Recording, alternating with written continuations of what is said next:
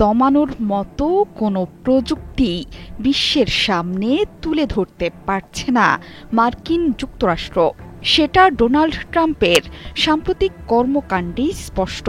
She জিনপিংয়ের সাথে বৈঠকে চীনের নেতাকে নিয়ে পুরোটা সময় ধরেই উচ্ছ্বসিত ছিলেন মার্কিন প্রেসিডেন্ট, আর চীনের নেতা ছিলেন ততটাই নিশ্চুপ। কারণ চীন জানে তারা কি চায় এবং ভবিষ্যৎ পৃথিবীতে এই দেশটিকে নিয়ে রীতিমতো দুশ্চিন্তায় পশ্চিমারা।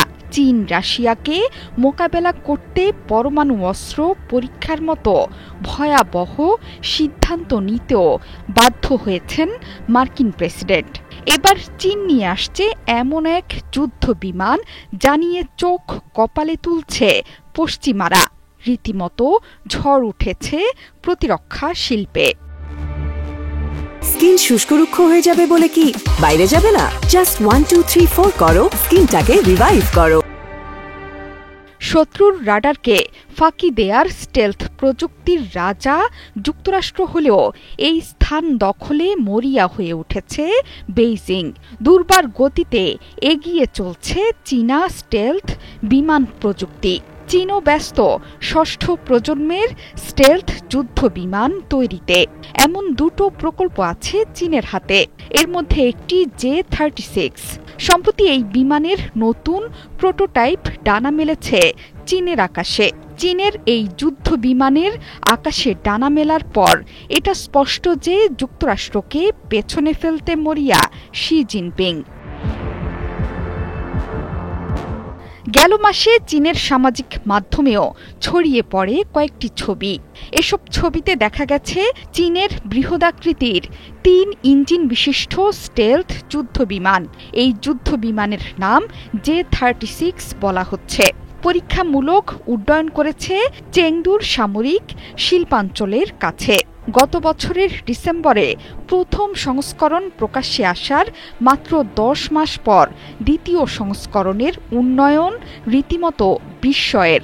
এবারের J-36-এ এসেছে বেশ কিছু পরিবর্তনও।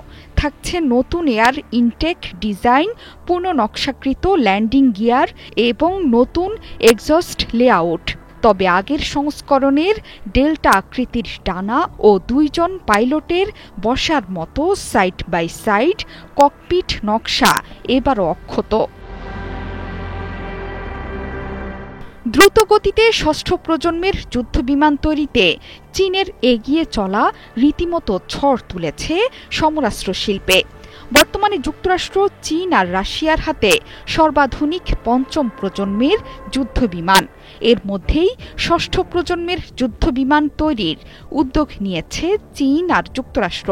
ভবিষ্যৎ প্রজন্মের এসব যুদ্ধবিমান মনুষ্যহীন বিমান বা ড্রোনকে নিয়ন্ত্রণে সক্ষম। এদিক থেকে মার্কিন যুদ্ধবিমানের সাথে মিল আছে J-36-এর। চীনই এখন যুক্তরাষ্ট্রের জন্য সবচেয়ে বড় চ্যালেঞ্জ।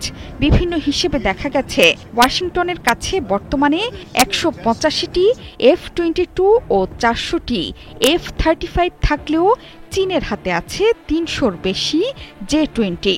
প্রতি 8 দিনে তৈরি হচ্ছে একটি নতুন বিমান। যুক্তরাষ্ট্রের F-35 উৎপাদন হার বছরে 140টি, যা আগামী 2-3 বছরের মধ্যে চীনের পেছনে পড়ে যেতে পারে।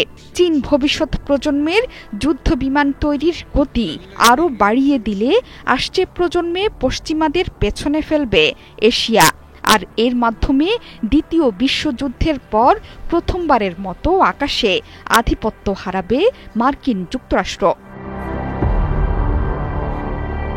জোহরা চৌধুরী সেতু, 71।